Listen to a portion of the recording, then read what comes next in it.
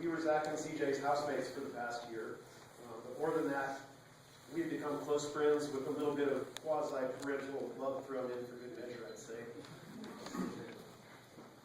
I'm here to talk about CJ and Zack's years in Boise. And I thought I was going to have other speakers around me, but I guess I did, so this is not going to be very exciting. CJ originally moved to Boise from Florida with a couple of her friends who were establishing a business here. And then sometime shortly after that, she joined Meet in Boise, which is a social networking site, and met many of her closest and oldest friends in Boise, some of you who are here tonight. That's how she came to meet them, through that social networking, and then that affiliation led both CJ and some of her friends to the local Burning Man community, and I guess the rest is history there. So some would say that CJ rediscovered her inner child and found a community willing to embrace it. And that community was not just her dancing friends and her Burning Man friends, but also CJ's Wells Fargo community, where she was clearly valued for her people's skills, her creativity, and her playfulness. I lived with her for an entire year and never knew when she had a bad day unless Zach happened to mention it to me later in the night. I just couldn't tell. I surround myself with artistic people, but I've yet to meet another creature as playful as CJ.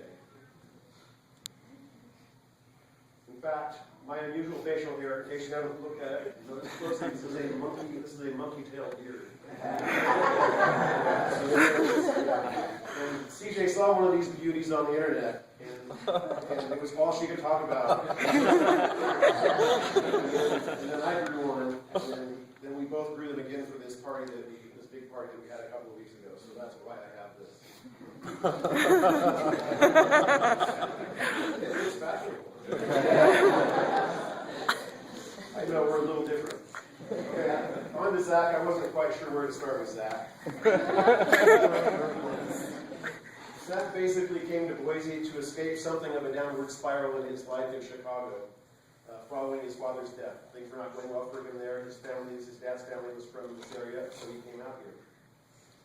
He was already into the electronic music scene, and back then when you met him, he made sure that you knew he was from Chicago.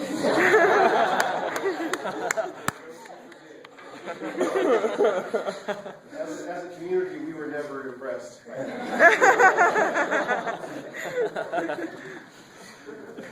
While Zach did turn his life around over the next few years, it's not like he was perfect from day one. I think my earliest memory of Zach involves him throwing my friend Benny into our swimming pool, fully clothed and with his cell phone in hand. As a community, I'm not going to go back there. Most of us at that time had second thoughts about this guy from Chicago. Raise your hand if you had second thoughts about this guy.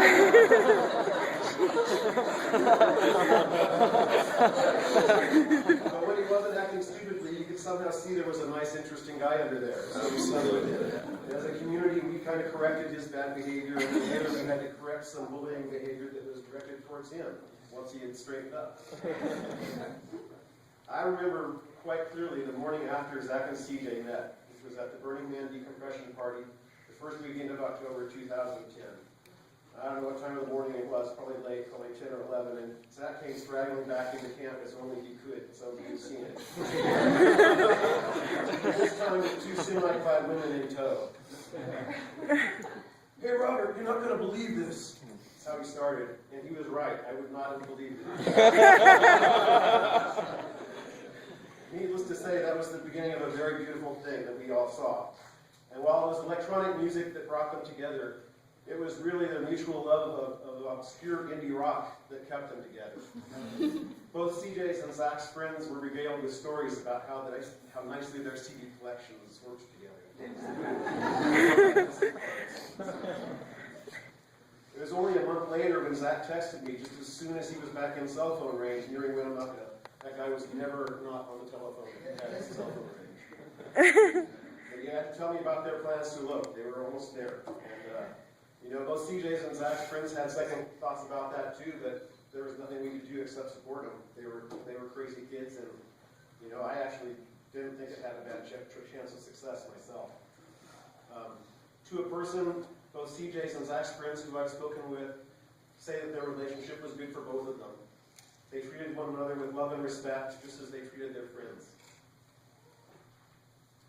Zach went back to school. Of course, he used most of the student loan money to throw parties and get dark science off the ground. He even went to class occasionally, but he always aced the tests and completed the necessary assignments.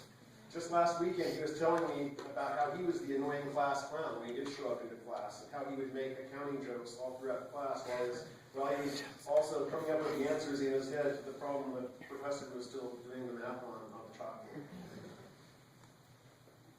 CJ concentrated on her work at Wells Fargo as a means to help Zack and dark science become something they could both dedicate their lives to.